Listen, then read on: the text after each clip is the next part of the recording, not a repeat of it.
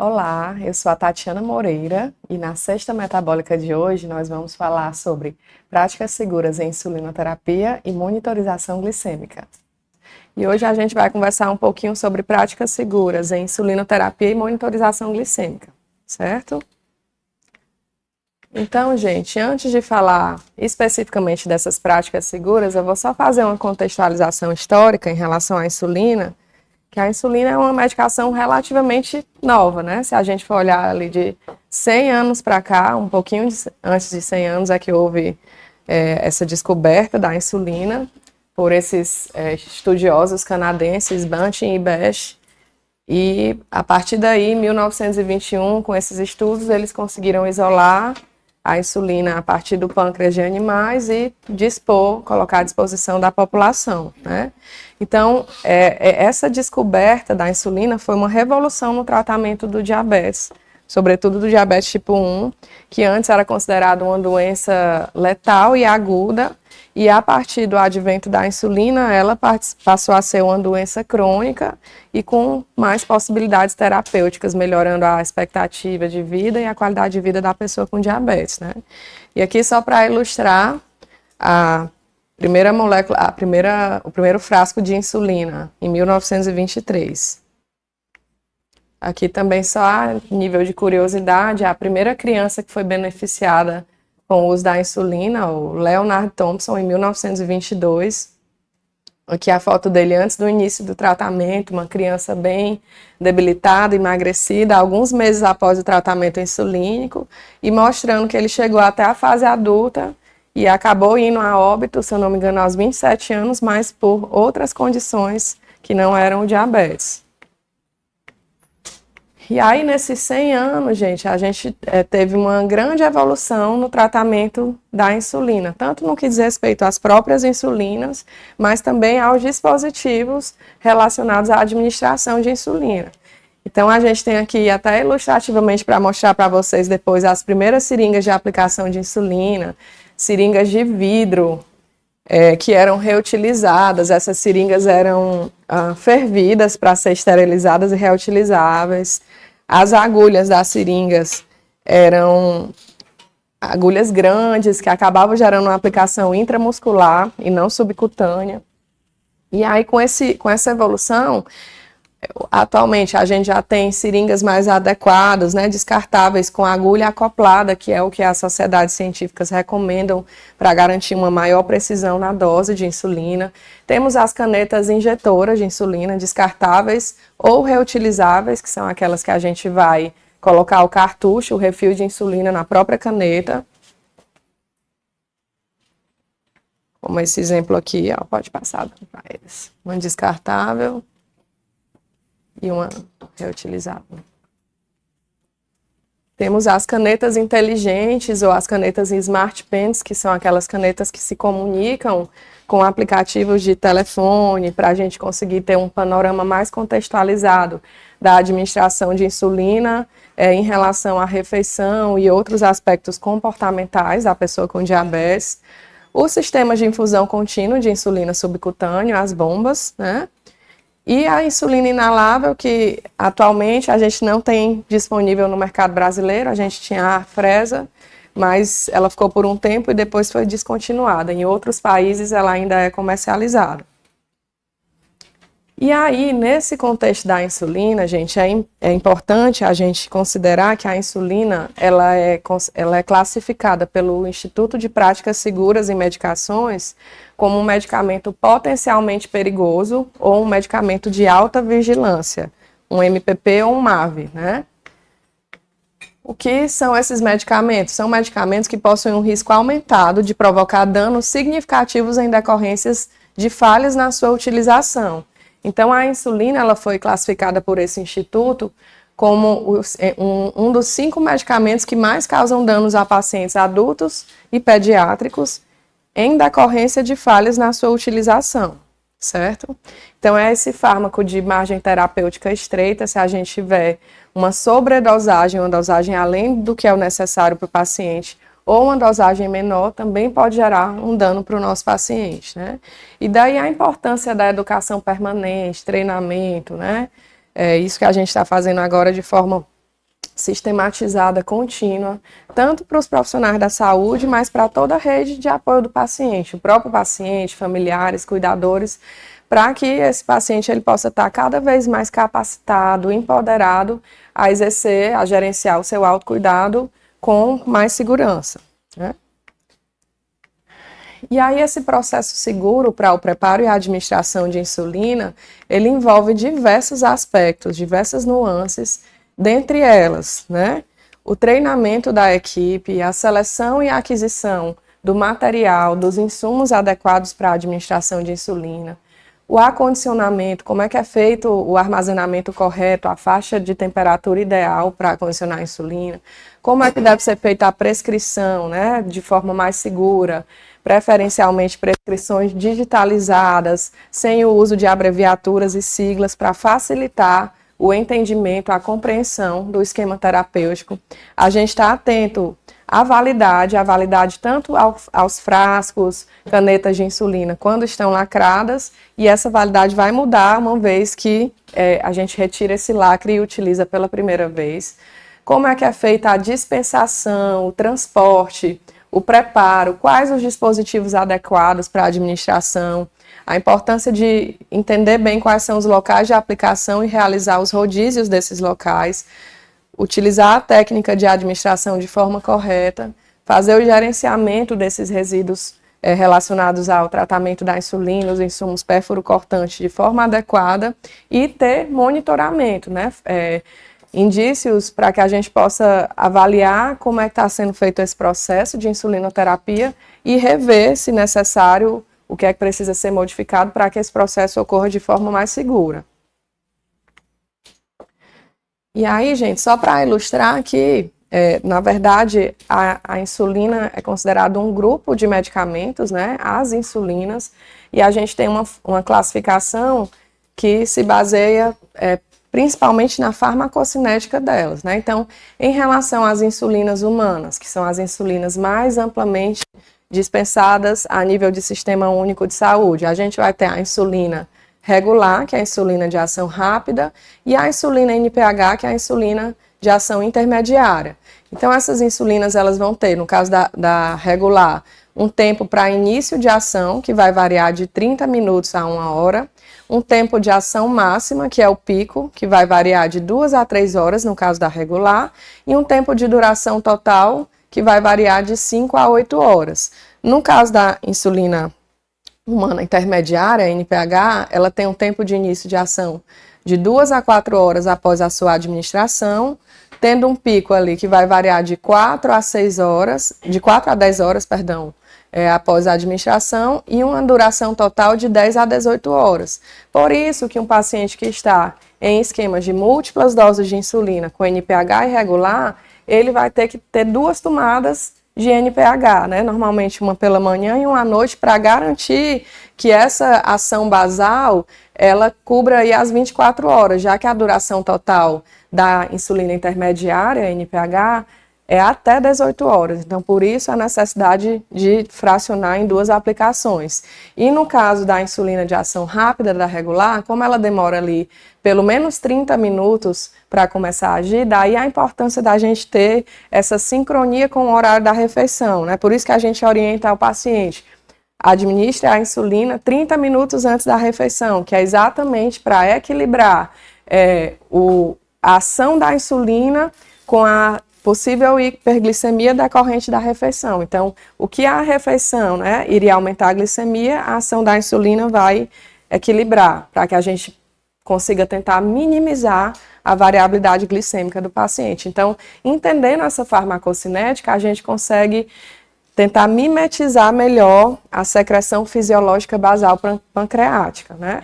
E aí a gente vai ter os análogos de insulina, que são substâncias semelhantes à insulina, que com o advento da engenharia genética foi possível modificar alguns aminoácidos na cadeia ramificada da insulina para tentar realmente aproximar melhor a secreção fisiológica basal, né? Mexer nessa farmacocinética. Então, os análogos de ação ultra rápida, eles vão começar a agir mais rápido em comparação, por exemplo, com a insulina regular, né? No caso da lispro, asparte e glulizina, Elas vão ter um início de ação de 5 a 15 minutos, com um pico de 30 minutos a 2 horas e duração total de 3 a 5 horas. A FIASP, que é a asparte ainda mais rápida, né, Faster Asparte, ela vai ter um tempo de início de ação de 2 a 5 minutos, com um pico de 1 a 3 horas e um tempo de duração total de até 5 horas. E a insulina Afrezza inalável, o laboratório promete que o tempo de início de ação seja imediato, com a duração de até 2 horas, certo? Temos também a insulina DTMI, que ela é considerada um análogo de ação intermediária, né? Seria o equivalente à NPH, não é considerada um análogo de ação longa, porque a duração total dela não chega a 24 horas, né? Então, o paciente que usa Levemir, provavelmente ele também vai ter o esquema fracionado em 2 administrações, uma pela manhã e outra à noite. E temos os análogos de ação longa e ultralonga, que aí a gente vai ter aqui a insulina glargina, a Degludeca, a Tresiba, a glargina 300, que é uma glargina 3 vezes mais concentrada, a insulina Toujeo, né? Então, em geral, a apresentação das insulinas disponíveis aqui no mercado brasileiro, em 1 ml a gente vai ter 100 unidades de insulina. No caso da insulina Toujeo, em 1 ml a gente vai ter 300 unidades de insulina. Então, é uma insulina 3 vezes mais concentrada. E a gente tem também, mais recentemente, a Icodec, que é a insulina semanal, né? Então, a promessa dessas insulinas aqui de ação longa e ultralonga é que elas não vão ter um pico de ação. E aí, não tendo esse pico de ação, o que é que ajuda em relação ao controle glicêmico, à segurança dos nossos pacientes? Minimiza o risco de quê? Hipoglicemia, né? Então, seria o que melhor mimetizasse essa secreção fisiológica basal, o esquema de múltiplas doses com análogos de insulina, né? Análogos de ação ultra rápida e de ação longa ou ultralonga. E no caso do tempo de duração total, nas insulinas de ação longa e ultralonga, a glargina até 24 horas, a Degludeca, que é a Tresiba, até 42 horas, a Toujeo até 36 horas e a Weekly, a semanal, 168 horas, que seriam exatamente os 7 dias, né, da semana. Aqui só para ilustrar esse mesmo perfil farmacocinético em um gráfico, né? Então, mostrando aqui, ó, que os análogos de insulina de ação ultra rápida, eles vão ter um pico mais rápido e um tempo de duração total também, ó, por volta de 5 horas, inferior a 5 horas, mais curto, o que também minimiza o risco de hipoglicemia em decorrência de sobreposição de doses, né? Porque, por exemplo, uma insulina que tem um perfil farmacocinético de ação mais longa, o que é que vai acontecer? Vai acontecer a sobreposição da insulina de ação rápida com a basal, e essa ação sobreposta pode aumentar também o risco de hipoglicemia. Da mesma forma, aqui mostrando para vocês, ó, que os análogos longos e ultralongos, eles vão ter essa curva mais achatada, né, ó, não havendo pico, o que também reduz o risco de hipoglicemia decorrente do uso. E aí vamos falar um pouquinho dessas práticas seguras de insulinoterapia, né, que envolvem acondicionamento, locais de aplicação, rodízio, os dispositivos adequados para o uso, dentre outros aspectos, né. Em relação ao acondicionamento, ao armazenamento dessas insulinas, né, o que é que as sociedades científicas recomendam? Que os frascos fechados de insulina, eles devem ser armazenados em geladeira, numa faixa térmica que varie de 2 a 8 graus, certo? Fora de embalagem térmica, para você colocar um isopor dentro da geladeira, com a insulina dentro, não vai estar refrigerando dentro, né? E na prateleira mais próxima, a gaveta dos legumes. Então, nessa região aqui, ó, eu vou evitar a porta. É muito comum que os pacientes coloquem na porta, mas a gente evita porque é o local da geladeira que vai ter maior variação térmica, e também só o fato da gente estar abrindo e fechando a porta recorrentemente, esse movimento contínuo pode interferir na ação da insulina a longo prazo, né? O frasco aberto, ele pode ser mantido em refrigeração de 2 a 8 graus ou a temperatura ambiente, desde que em local fresco, ventilado e que não ultrapasse 30 graus de temperatura. E aí, aqui em Fortaleza, frequentemente a gente ultrapassa 30 graus. Então, o ideal, a nossa recomendação para os nossos pacientes é que, mesmo o frasco aberto, se ele tiver condição, ele deixe acondicionado na geladeira também, para garantir uma maior estabilidade da insulina, certo? A caneta reutilizável não deve ser guardada sob refrigeração, pois poderá ser danificada. A caneta reutilizável, que é aquela que a gente coloca o refil, ela tem partes metálicas. E essas partes metálicas, se refrigerada a longo prazo, pode causar danos no sistema, no dispositivo da caneta, né? Então, o fabricante não recomenda que a gente refrigere a caneta recarregável. E o frasco ele deve ser retirado da geladeira cerca de 15 a 30 minutos antes da administração, porque quanto mais gelada a insulina tiver, mais dor pode causar na aplicação. Então, esses 15 a 30 minutos seria um tempo para esfriar um pouquinho a insulina para que a gente pudesse realizar uma administração um pouco menos danosa ao paciente, menos dolorosa. Em relação ao transporte das insulinas, né? Então, assim, o paciente teve a prescrição, ele vai no posto de saúde para receber a insulina.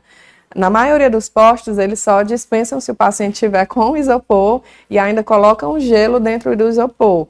Mas essa recomendação é um pouquinho diferente do que a SBD recomenda. Por quê? Primeiro, em relação ao transporte. O transporte doméstico ele pode ser feito em embalagem comum. Se for utilizada embalagem térmica ou isopor, devem-se tomar precauções para que a insulina não entre em contato direto com gelo ou similar quando usado. Por quê? A insulina é um hormônio de natureza proteica. Se ela congelar, ela vai perder as suas propriedades. Então, não deve ter contato direto com gelo. Esse isopor, ele pode ser só o isopor. Não há necessidade de colocar gelo dentro, certo? Em deslocamentos, independente da forma, seja aéreo, terrestre ou fluvial, e do tempo, a insulina ela deve ser sempre transportada como bagagem de mão. Por quê? Porque quando a bagagem ela vai ali para os locais de transporte, dependendo no voo ou no cruzeiro, enfim, a gente não tem como garantir a faixa térmica ideal, né? Então, o ideal é que a gente ande como bagagem de mão. E é prudente nós orientarmos aos nossos pacientes que o provisionamento do estoque de insulina e de seus suprimentos numa viagem deve ser considerado com um quantitativo levemente superior ao esperado para uso durante o período programado para a viagem, para a gente não ter emoção, né? Então, se o paciente vai passar, sei lá, uma semana fora, a gente orienta que ele leve o quantitativo ali de insulina e dos insumos necessários para mais ou menos 10 dias, sempre ter uma sobrinha, uma gordurinha para ele não ter nenhum problema durante a viagem, né? Em relação à validade das insulinas após a retirada do lacre, né? Então, como eu falei, insulina lacrada, a gente vai ver a data de validade de acordo com o fabricante. Uma vez que eu retirei o lacre, essa validade das insulinas ela vai ser diferente. Então, em relação a análogos de ação rápida, né, e ultra rápida, Lantus, né, e insulinas humanas, NPH irregular, a gente vai ter uma validade de 4 semanas, 28 dias após retirar do lacre.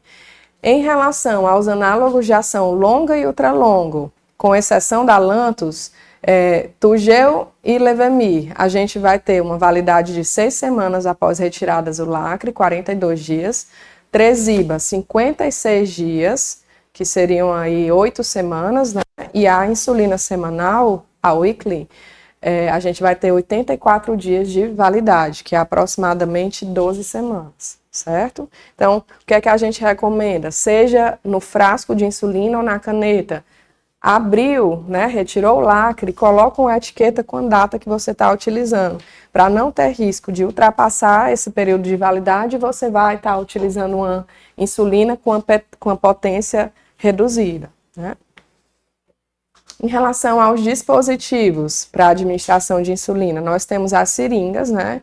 O que se recomenda atualmente em relação às seringas é que sejam dispositivos graduados em unidades, né? Não em ml, unidades internacionais, e que a gente tenha a agulha acoplada, fixa na própria seringa.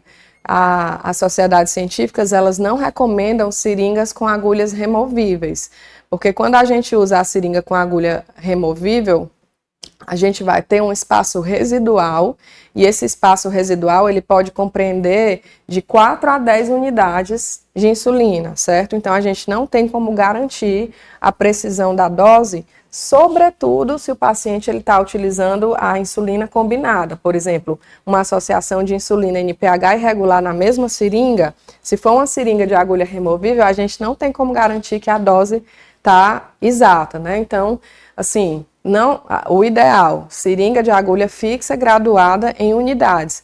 Ah, mas no meu interior eu recebi do posto de saúde a seringa com agulha removível. Vai ficar sem usar? Não, né, gente? Aí é questão de redução de danos, mas o que é que a gente recomenda?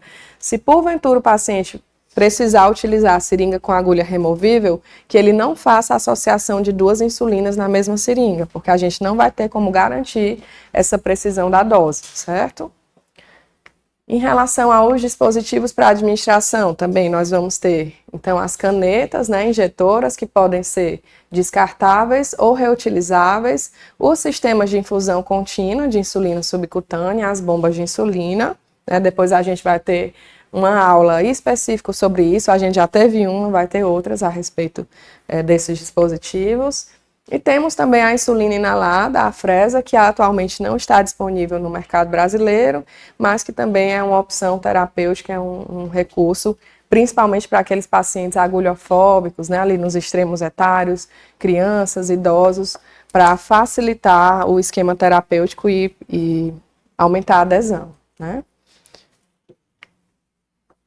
E aí, alguns estudos mostram que o uso da caneta de insulina, ele é recomendado por estar associado a maior proporção de pacientes atingindo as metas de hemoglobina glicada e menor incidência de episódios de hipoglicemia, quando comparado à terapia de insulina com seringas, né?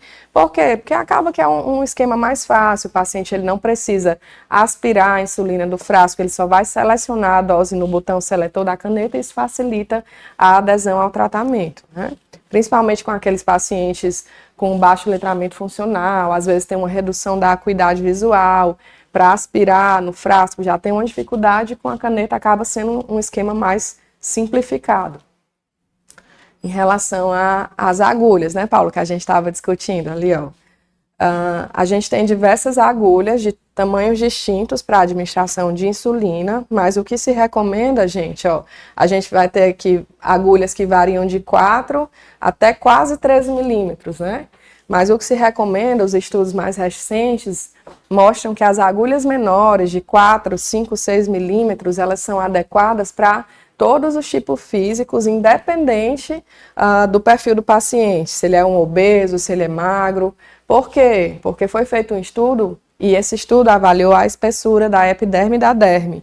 E ele mostrou que, independente do porte físico do paciente, a epiderme e a derme, ela não ultrapassa 3 milímetros. Então, para alcançar a hipoderme, que é o tecido subcutâneo, as agulhas menores de 4 milímetros já são adequadas, né? Então, elas vão ser mais seguras para o paciente, no intuito da gente não ter uma aplicação intramuscular, não ter risco de chegar no tecido muscular, que vai aumentar a velocidade de absorção da insulina no músculo e pode aumentar as chances do paciente ter uma hipoglicemia e ter também maior variabilidade glicêmica.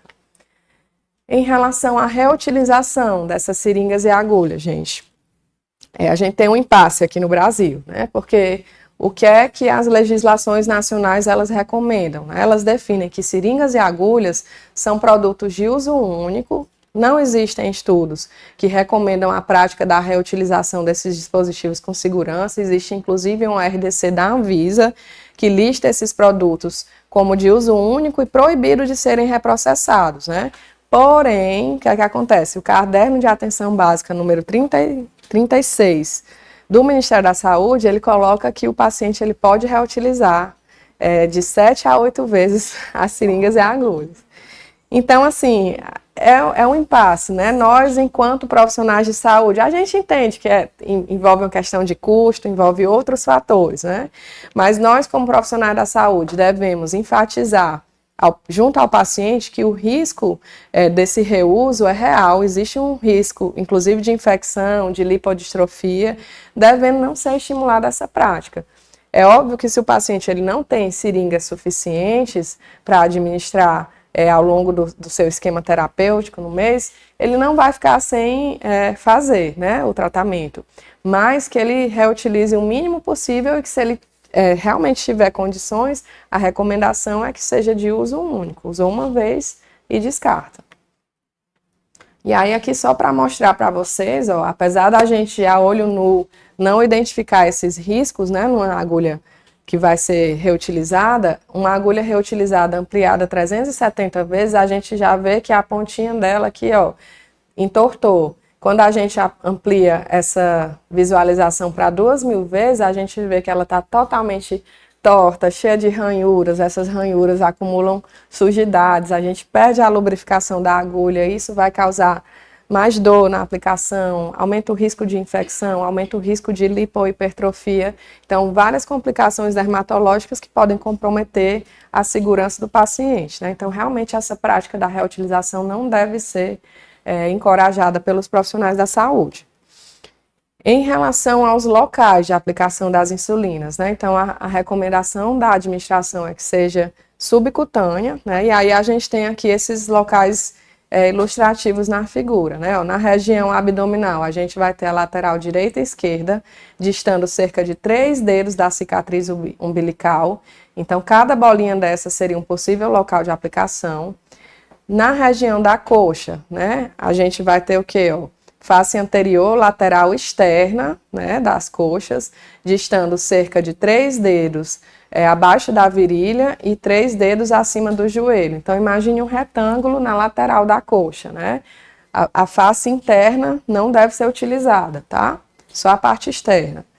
Em relação à região posterior do braço, né? Ó, face posterior distante 3 dedos abaixo da axila e 3 dedos acima do cotovelo.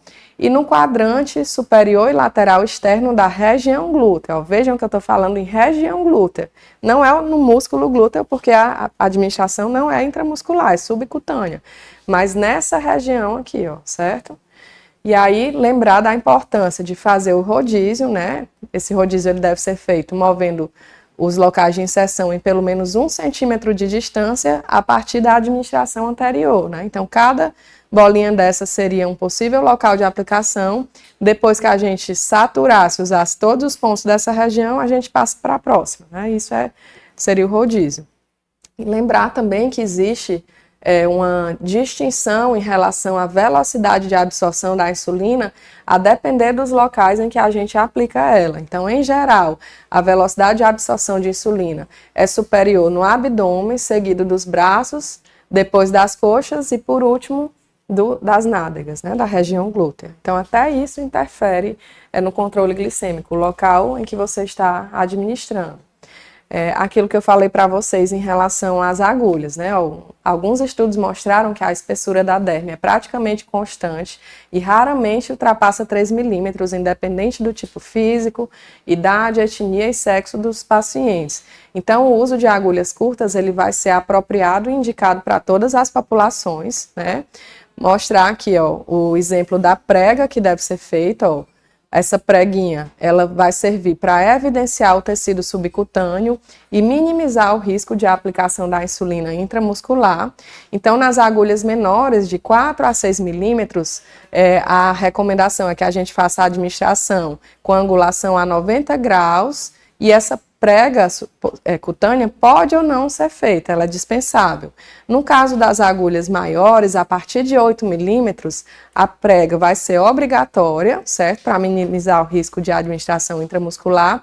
E a angulação, ela vai mudar, ela deixa de ser a 90 graus e passa a ser a 45 graus. Então, a gente vai usar a agulhinha inclinada para minimizar o risco de perpassar o subcutâneo e alcançar o tecido muscular, certo?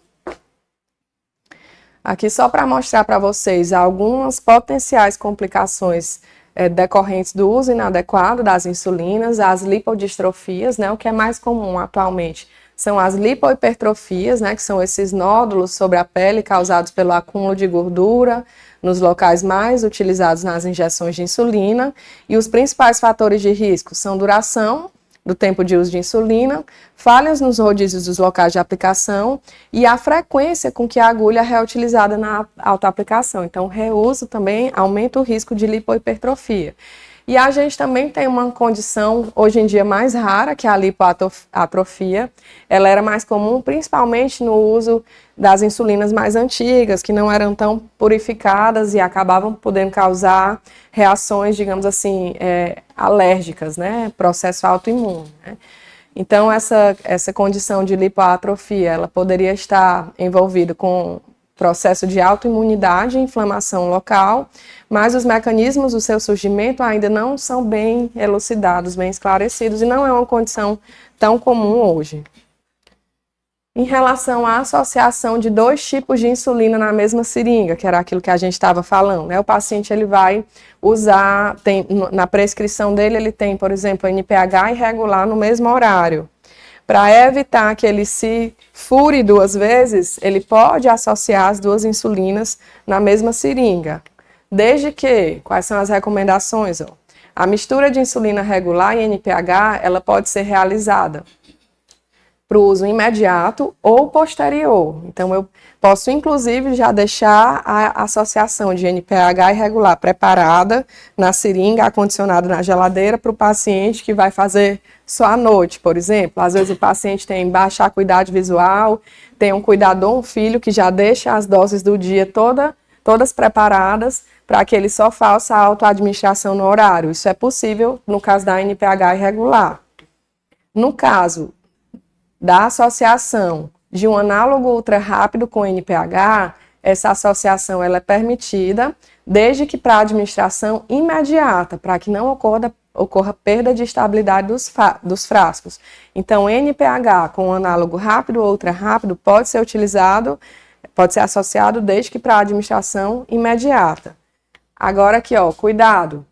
Análogos de ação prolongada, Lantus, Tresiba, Toujeo, Awiqli, apresentam propriedades físico-químicas diferentes das demais insulinas e não devem ser misturados, associados com quaisquer outros tipos de insulina, havendo risco de precipitação. Como eles têm propriedades físico-químicas diferentes, vamos lembrar lá da química.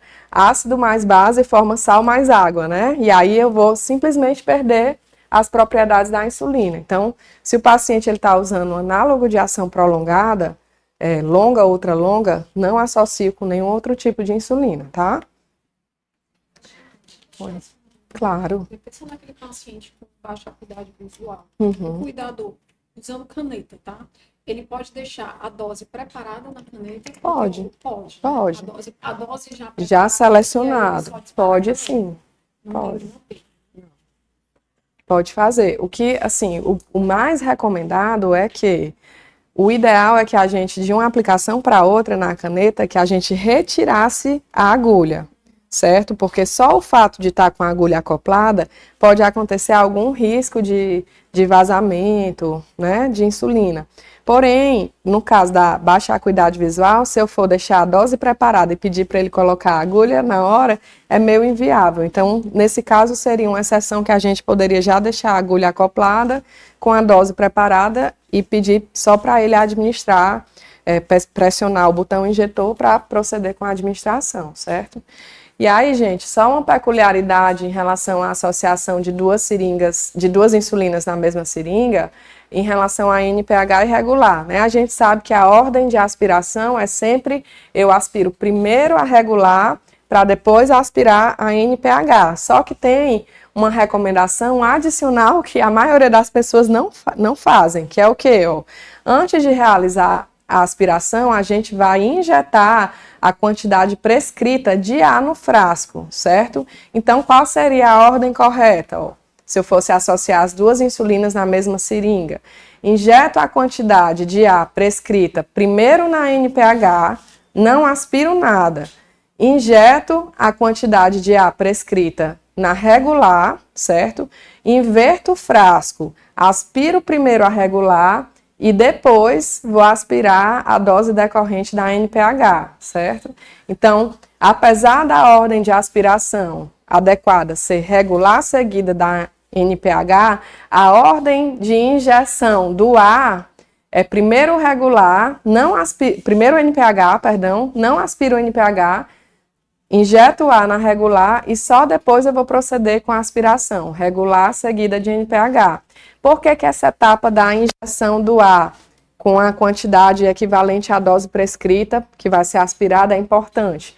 Porque ao longo das aspirações, se a gente não for injetando ar, vai formando uma pressão negativa dentro do frasco, tipo um vácuo. E aí isso, quando já tem pouca insulina no frasco, ocorre uma pressão, não sei se já aconteceu com vocês, quando vocês estão aspirando, a seringa volta, né? E aí, se a gente está fazendo isso com a dose associada na mesma seringa, NPH irregular, o que é que vai acontecer? Eu vou estar misturando dentro do frasco duas insulinas diferentes. Então, por isso que essa etapa de injeção do ar é importante, para a gente minimizar essa pressão negativa, essa formação do vácuo e garantir uma maior estabilidade e precisão dessa associação, desse uso combinado. Ficou claro? Deu para entender? Deu, né, gente? E aí as insulinas em frascos, né? Só para lembrar para vocês de uma etapa importante no caso da insulina em suspensão, no caso da NPH, que tem a protamina adicionada à solução, é que esses frascos, quando eles estão parados, eles acabam concentrando essa protamina no fundo do frasco. E aí, se eu não realizo a homogeneização, qual é o risco que vai acontecer? Quando eu estou aspirando, eu vou estar aspirando praticamente uma insulina regular, né? Então, o que é que as sociedades científicas elas recomendam? No caso da NPH, essa NPH aqui está bem estranha, né? Mas assim, só para mostrar para vocês o movimento de homogeneização, demonstrar, né, como seria o ideal. A gente realizar 20 movimentos, ou pendulares, certo? Ou circulares, ou interpalmares, é a recomendação. Vou agitar? Não, porque como a insulina é um hormônio de natureza proteica, se eu agito vigorosamente, eu posso interferir nas propriedades da insulina. Então, pendular, interpalmar ou circular, 20 movimentos, certo?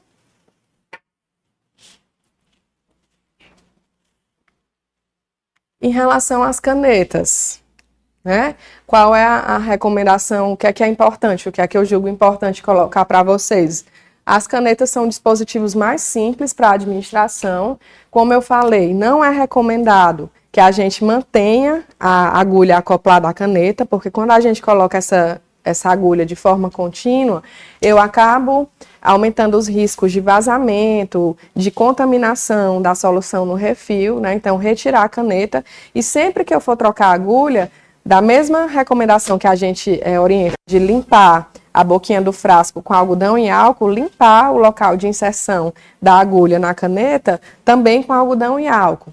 Outra etapa importante na administração com caneta é, antes de selecionar a dose, o mais adequado é coloquei a agulhinha, seleciono de 1 a 2 unidades e pressiono o botão injetor, até eu ver uma gotinha de insulina na ponta da agulha. Por que que essa etapa de comprovação do fluxo da agulha é importante? Porque às vezes pode acontecer por uma questão de erro de fabricação, né?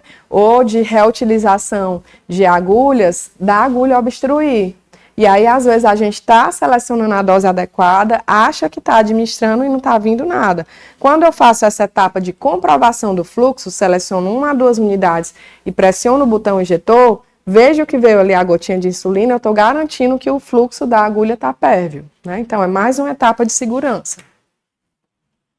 Outra recomendação, distinção em relação à administração com seringas e com canetas é: uma vez feita a administração na seringa, a recomendação é que a gente aguarde pelo menos 5 segundos antes de retirar a seringa. No caso da caneta, como a infusão da insulina ela vai ser um pouco mais lenta, mais gradual, a recomendação de tempo antes de retirar a agulha é de 10 segundos. Então, 5 segundos na seringa, 10 segundos na caneta, tá?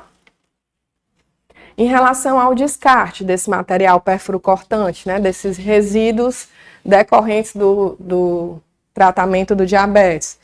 No ambiente hospitalar é muito fácil, a gente tem os descarpex, né, então vamos colocar tudo que for material perfurante, cortante no descarpec e vai ser gerenciado como lixo hospitalar.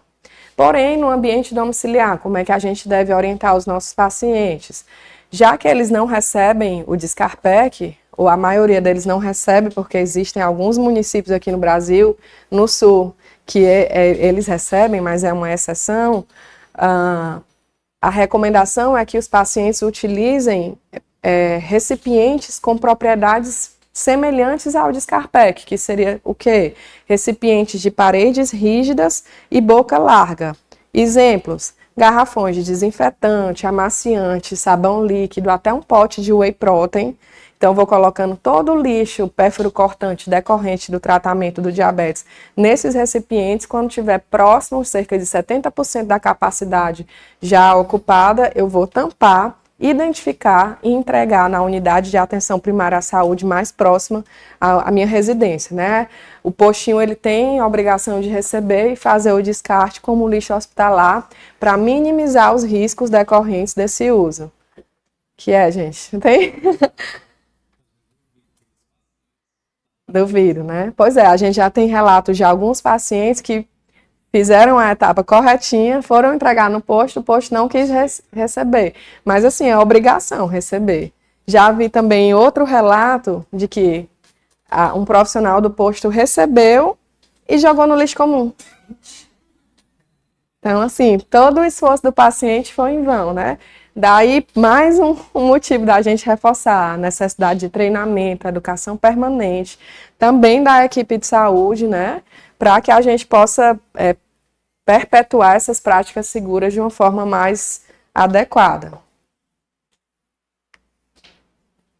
Aqui só para ilustrar para vocês que a gente tem também o iPort, não sei se todos já tiveram a oportunidade de conhecer, mas é um dispositivo que se assemelha a uma porta de injeção subcutânea, né? Então, é como se fosse uma cânulazinha que fica acoplada dentro do tecido subcutâneo do paciente, é uma cânula flexível, e aí o paciente ele pode ficar até 3 dias com esse dispositivo e vai proceder à administração, seja com seringa, seja com caneta, sobre o iPort.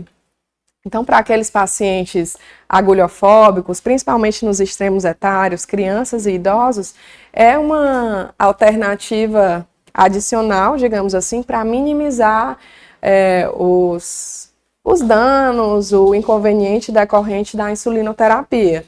Qual o maior fator limitante? Custo, né? Como sempre. Não sei quanto está hoje, gente, mas da última vez que eu pesquisei, uma caixa com 10 iPorts estava mais de R$500. Então, assim, além de todos os gastos decorrentes da terapia, ainda teria esse gasto adicional, né? Não é, assim, uma ferramenta acessível. E aí aqui, gente, só para ilustrar para vocês em relação a essas recomendações de práticas seguras em insulinoterapia, alguns comportamentos que a gente identificou, tanto na literatura quanto na prática assistencial, que a gente viu que levou ou potencialmente levaria a um erro, que geraria um dano ao paciente decorrente de falha na administração da insulina, e a gente vai falar um pouquinho das condutas preventivas, né, no plano CAPA aí, de ações preventivas e corretivas para que esses erros eles não aconteçam. Então, por exemplo, uma conduta inadequada, o uso de abreviaturas e símbolos na prescrição. Foi prescrito 5 unidades de insulina, 5U, né, abreviado, e foi erroneamente interpretado pelo profissional que ia administrar como 50 unidades. O U foi interpretado como um 0. E aí o que foi que aconteceu? O paciente teve uma hipoglicemia grave seguida de uma parada cardiorrespiratória, né? Outro exemplo, o médico prescreveu insulina SC, subcutânea NPH 15 unidades pela manhã, mais 6 unidades à noite. A prescrição foi interpretada como 15 e 46 à noite. O mais foi interpretado como um 4. Né? O paciente apresentou uma hipoglicemia. Então, assim, quais são as práticas seguras para a gente minimizar esses erros? Não utilizar abreviaturas, né? Escrever por extenso, unidades, não utilizar o símbolo mais, optar pela palavra mais ou i, não utilizar o número zero após vírgula, adotar a prescrição digitalizada, informatizada, treinar a equipe, instituir protocolos, dupla checagem, né? Se eu tivesse pedido para um colega verificar a prescrição junto comigo, talvez ele tivesse uma interpretação diferente, né? Então, são condutas seguras e preventivas. Outro exemplo, uso de seringa graduada em ml. Hoje em dia, não é tão comum seringa graduada em ml aqui, mas no interior, vez por outra, eu ainda vejo paciente dizendo que tem usa insulina com seringa graduada em ml. Então, primeiro aqui, prescrição de 6,8 unidades de insulina regular. O que é isso? 6,8? Porque aqui não é 6 ou é 7, né? Que dose quebrada é essa? E aí a enfermeira aspirou 0,68 ml de insulina. Quanto foi que ela administrou no paciente? 68 unidades, né? O paciente com certeza apresentou hipoglicemia. Então, prática segura, não usar seringa graduada em ml, seringa de agulha curta, capacitar a equipe de enfermagem sobre a técnica adequada, diferenciar e sinalizar os locais de armazenamento das seringas de 1 ml, graduadas em ml, das seringas de insulina, né? Ter todo esse cuidado. Dupla checagem, evitar essas prescrições fracionadas. Hoje em dia eu não vejo não, gente, sendo bem honesta, essas prescrições fracionadas. Erros de homogeneização de suspensão. O técnico de enfermagem administrou 4 unidades de insulina NPH conforme prescrito. O paciente apresentou hipoglicemia, relatou que não fez a homogeneização do frasco ampola, né? Intervalo inadequado entre a administração de insulina e a refeição. Isso é clássico. Aqui no hospital acontece demais. A gente tem a recomendação 30 minutos antes do almoço. Só que a gente não tem como garantir que horas exatamente é que o almoço vai chegar, né? Então, às vezes, administra, o almoço demora a chegar, pode ocasionar uma hipoglicemia, por exemplo, né? O paciente foi orientado a administrar insulina lispro pela manhã. Começou a apresentar hipoglicemia, episódios graves de hipoglicemia. Os profissionais da saúde não sabiam que ele costumava tomar café da manhã na empresa em que trabalhava e ele aplicava insulina antes de sair de casa. Então ele demorava demais, né? Administrava insulina e demorava muito para se alimentar. E aí sempre estava tendo hipoglicemia. Manter a agulha na caneta após o uso, aquilo que a gente estava discutindo, né? Após administrar a insulina análoga rápida, uma criança de 6 anos de idade, o responsável manteve a agulha na caneta para as próximas aplicações. A criança começou a apresentar hiperglicemias inexplicáveis. A insulina terminou antes do prazo previsto. O que é que estava acontecendo? Provavelmente vazamento de insulina, bolhas de ar dentro do refil. Quando a gente selecionava a dose para injetar a insulina na caneta, não estava indo a dose completa, porque ia uma parte de insulina e uma parte de ar. E isso gerava descontrole glicêmico, hiperglicemia. Então, a prática segura é orientar os profissionais e os pacientes, que retirem a agulha após o uso, né? Até porque a agulha não deve ser reutilizada, idealmente. A administração de insulina em volume errado.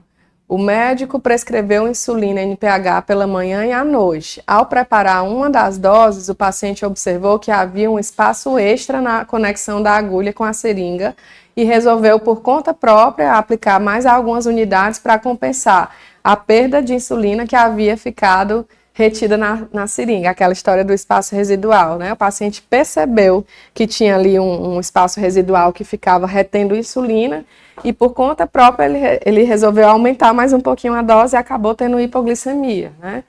Então essa orientação da conscientização mesmo sobre o uso adequado dos dispositivos, evitar seringas com agulhas removíveis e a educação do paciente também, né? A administração de insulinas com agulhas grandes e em angulação inadequada. A enfermeira administrou uma dose de insulina regular prescrita, 22 unidades antes do almoço. Para tanto, utilizou uma seringa com agulha de 12 milímetros e realizou uma angulação a 90 graus, sem a prega subcutânea. Foi o que aconteceu, a administração foi intramuscular, o paciente acabou tendo hipoglicemia. Então, preferia as agulhas menores, realizar a angulação adequada, no caso das agulhas maiores, angulação a 45 graus e a prega cutânea obrigatória. armazenamento incorreto de insulina e de outros injetáveis, né? Insulina em uso armazenada sem a data de abertura, armazenamento de insulinas e heparinas em setores próximos, parece besteira, mas na correria ali, do plantão, você pode pegar um frasco de heparina achando que é insulina ou vice-versa. Armazenamento de insulinas e vacinas no mesmo setor da geladeira, armazenamento de insulinas em locais inapropriados na geladeira, como porta, região superior, congelador. Então, práticas seguras, estabelecer procedimentos para rotulagem, né, datar, identificar, diferenciar o armazenamento local de insulinas, heparinas e vacinas, instituir alertas visuais, realizar a educação permanente da equipe e ter protocolos institucionalizados para a orientação tanto dos profissionais quanto dos pacientes. Confusão entre diferentes tipos de doses de insulina e falha da administração. Isso aqui já aconteceu comigo, viu? Uma paciente minha, idosa, usava análogo ultra rápido e basal e ela confundiu as insulinas e à noite ela ia usar a basal, acabou administrando a dose correspondente da basal, sendo que com a caneta da insulina ultra rápida. E aí foi uma noite de terror, passou a madrugada acordada, comendo, monitorando a glicemia, com medo de ter hipoglicemia, né? Desconhecimento das distintas apresentações e concentrações de insulina e administração com dispositivo inapropriado. Hoje em dia a gente tem a Toujeo e a Weekly que tem apresentações, concentrações diferentes, né? A Toujeo, ela é 3 vezes mais concentrada do que as outras insulinas e a Weekly, que é a semanal, ela é 7 vezes mais concentrada. O que é que acontece, ó? Um exemplo aqui, paciente usou a seringa para aspirar o restinho da insulina Toujeo que tinha sobrado na caneta preenchida, né? Ele não conseguia mais injetar o que tinha sobrado com o dosador, ele viu que ainda tinha um pouquinho de insulina, para não perder ele pegou uma seringa e aspirou. Só que a seringa tem a graduação correspondente para insulina em apresentação 1/100, mas a Toujeo, ela é o quê? 1/300, né? Ela é 3 vezes mais concentrada. Então, digamos que tinha graduado ali na seringa 4 unidades de insulina, quando ele aspirou da caneta, na verdade a gente tinha quanto? 12, né? 3 vezes mais. E o paciente acabou apresentando hipoglicemia. E aí, aqui só para exemplificar para vocês, gente, alguns indicadores do processo seguro em insulinoterapia, né? Notificações em relação ao uso de insulina fora do prazo de validade, relacionadas ao acondicionamento inadequado, falhas na prescrição, taxas de emergências glicêmicas, eventos adversos relacionados às práticas seguras, acidentes pérfuro-cortantes e relacionados ao descarte inadequado também.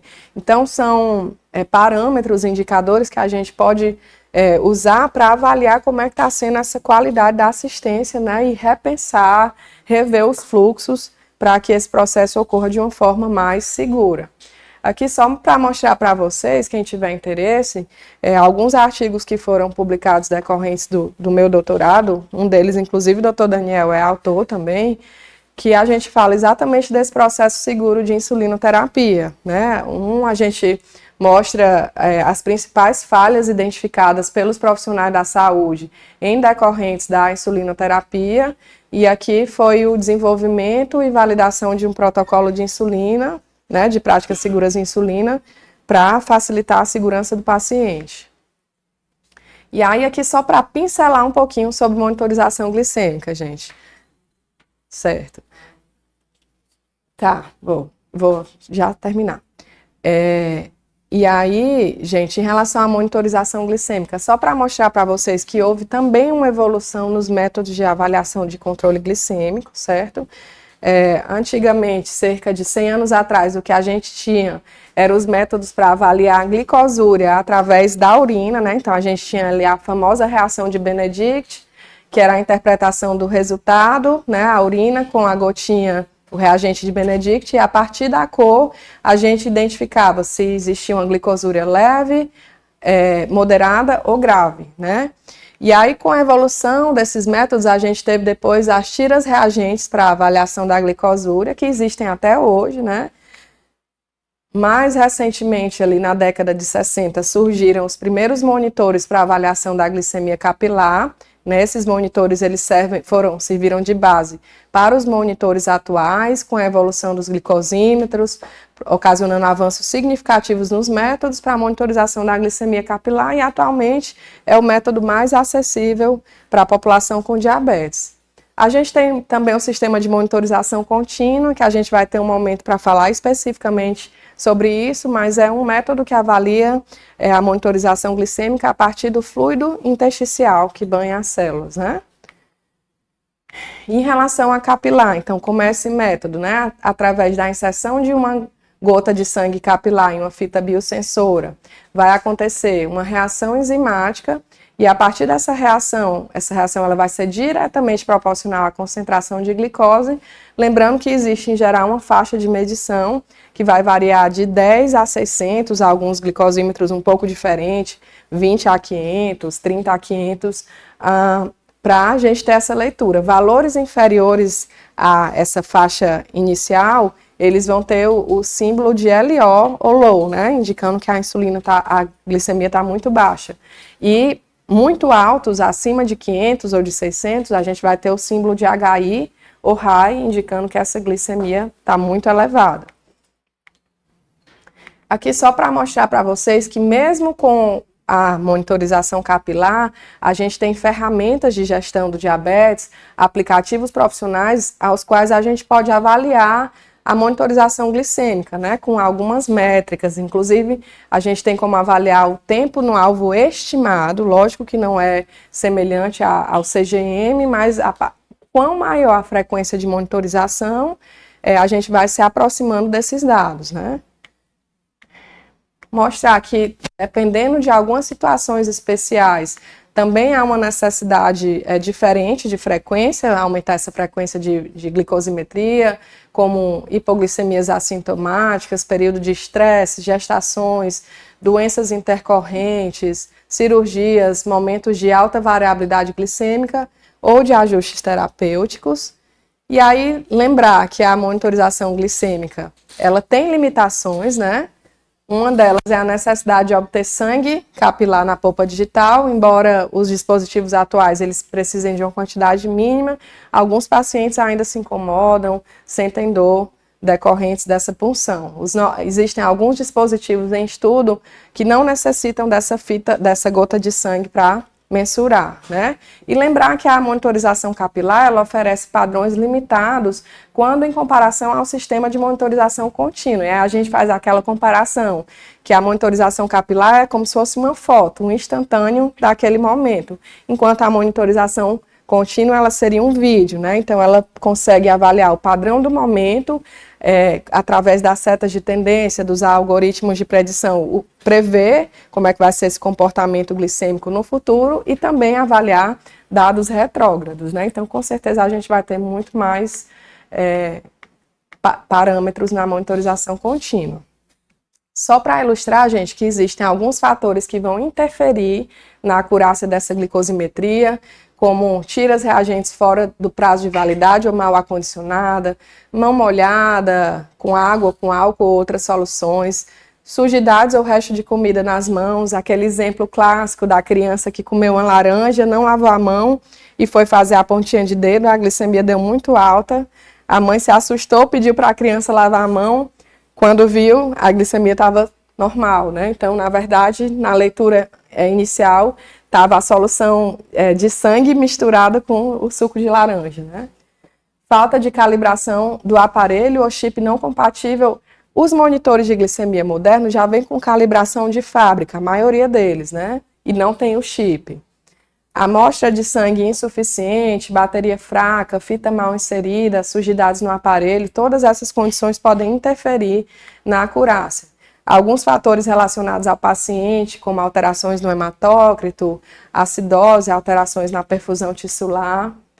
As concentrações de oxigênio também podem interferir, né, porque os monitores atuais, eles são disponíveis, eles são baseados numa reação eletroquímica à base das enzimas glicose oxidase ou desidrogenase. Então, os que são à base da glicose oxidase, eles são sensíveis ao oxigênio. Então, tensões de oxigênio elevadas, como aferição pelo sangue arterial e oxigenoterapia, podem gerar glicosimetrias falsamente mais baixas. E tensões de oxigênio mais baixas, como paciente que está em altitude elevada, hipóxia ou sangue venoso, podem gerar resultados falsamente altos. Então, não sei se já aconteceu com vocês, mas, por exemplo, o paciente está internado, chega ali o laboratório para coletar sangue. Aí, vamos aproveitar aqui o acesso para a coleta de sangue para usar uma gotinha para a glicosimetria. Eu estou usando sangue venoso, vai interferir no resultado, pode dar falsamente mais alto, certo? E lembrar o mais importante, gente, que um resultado que pareça discordar da clínica do paciente, ele deve ser repetido ou testado em outro método, em laboratório, por exemplo, para a gente confirmar esses resultados, né?